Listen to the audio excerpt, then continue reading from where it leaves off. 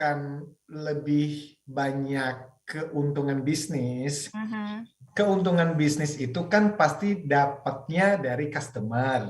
Yes. Nah, customer yang mana? Tentu saja harusnya customer yang puas dan kemudian loyal pada perusahaan, yaitu produk-produk dan service-service yang kita tawarkan. Ya. Nah, pertanyaannya, customer yang puas dan loyal ini datangnya dari mana?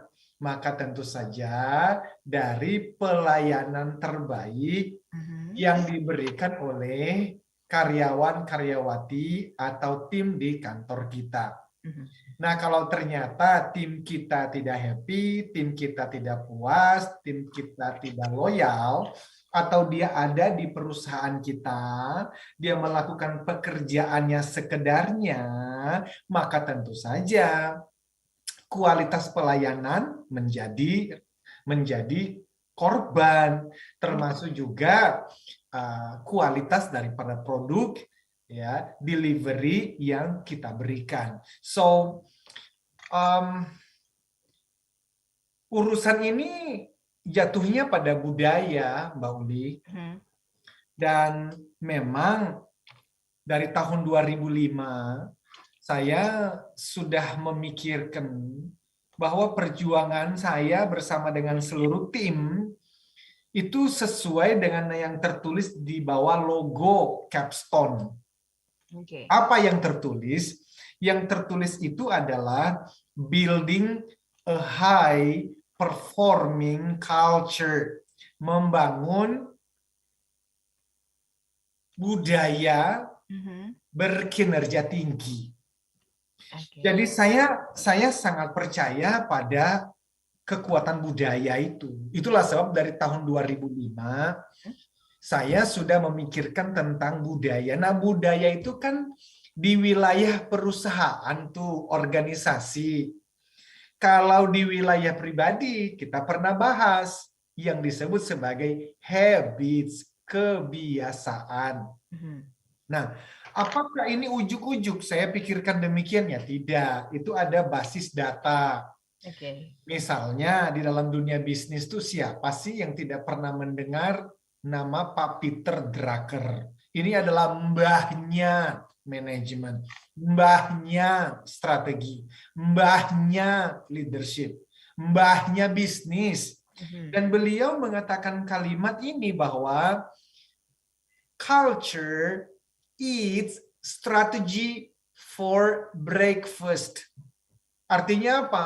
Budaya organisasi memakan habis sebagai sarapan paginya semua strategi yang pernah dibikin oleh siapa? Oleh pemilik dan pemimpin-pemimpin bisnis. Ini kita pelan-pelan ya Mbak Uli karena ini jam malam.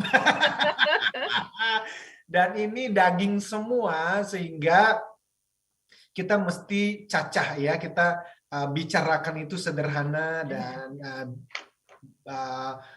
kita bikin sederhana. Jadi begini Mbak Uli, biasanya di awal tahun lah ya, itu perusahaan mengadakan namanya kick off meeting. Ya.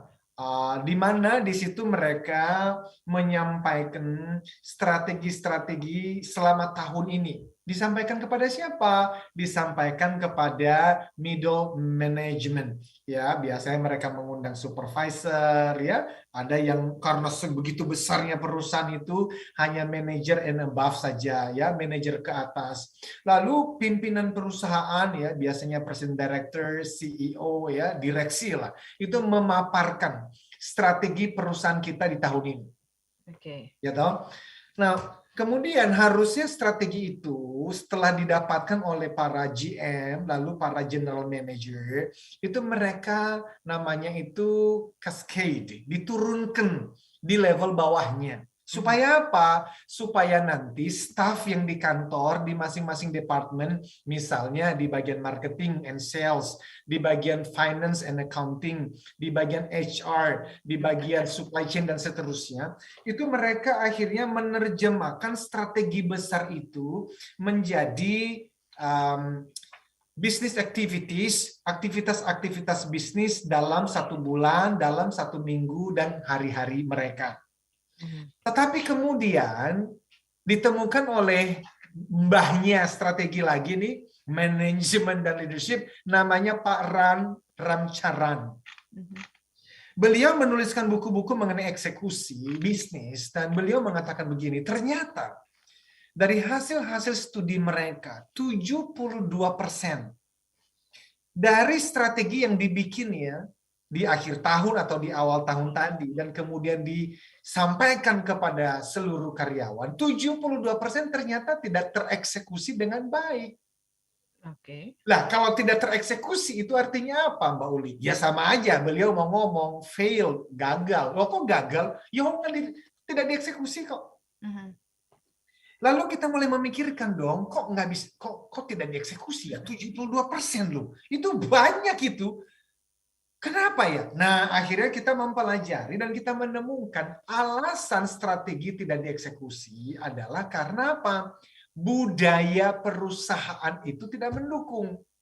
Lingkungan perusahaan itu tidak mendukung. Contoh, strateginya adalah memberikan pelayanan terbaik kepada konsumen. Itu strateginya. Memberikan pelayanan terbaik kepada konsumen. Ternyata tidak dilaksanakan. Walaupun nanti sudah dibuat apa yang menjadi hal-hal behavior bahkan perilaku dari perusahaan itu. Misalnya kalau ada yang telepon, maka 3 kali berdering maksimal harus diangkat. Oh, sampai ke teknis bahkan. Oh, sampai ke teknis yang dibuat. Tapi nyatanya itu sudah 10 kali dering telepon tidak diangkat juga. Gitu. Bahkan dibikin skripnya, ketika mengangkat telepon kalimatnya adalah, halo selamat pagi dengan Eloy, bisa dibantu Bapak. Dibikin skripnya. Tetapi ternyata ketika nanti tim atau customer service dari perusahaan itu mengangkat telepon, dia tidak mengikuti skripnya. Yang dilakukan adalah, halo, dari mana ini? Keluar dari skrip. 72% strategi, ya bahkan SOP yang dibuat itu tidak dilaksanakan di lapangan. Why? Maka jawabannya adalah lingkungan perusahaan, budaya perusahaan tidak selaras, tidak mendukung implementasi strategi tadi. Nah, kita masuk lagi dong. Ya, tapi kenapa budayanya demikian? Maka jawabannya adalah leadership. Loh, kok leadership sih? Iya. Karena ini katanya mbahnya leadership dan budaya. Siapa itu? Guru saya dong. Siapa? Edgar Schein. Orang kalau belajar leadership dan culture sudah pasti kudu nih berguru dari Edgar Schein ini. Karena memang beliau adalah gurunya dan yang memperkenalkan pertama kali ilmu kepemimpinan dengan culture itu ya beliau.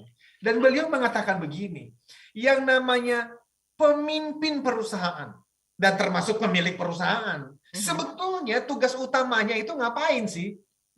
Tugas utamanya adalah membangun budaya organisasi yang resilience. Apa itu? Tahan di tengah kondisi cuaca apapun. Loh, bukannya making money, bukannya mencari keuntungan. Maka beliau mengatakan, Anda akan mendapatkan itu sustainably dalam jangka panjang, bertahan kalau Anda fokus pada budaya. Loh, tapi kan budaya lama bikinnya. Itu justru yang akan kita bahas setelah yang satu ini. Baik, kita jeda sejenak ya Pak Eloy. Yes. Dan listener, kita lanjutkan lagi perbincangan kita di sesi berikutnya. Tetap bersama kami di Smart Motivation.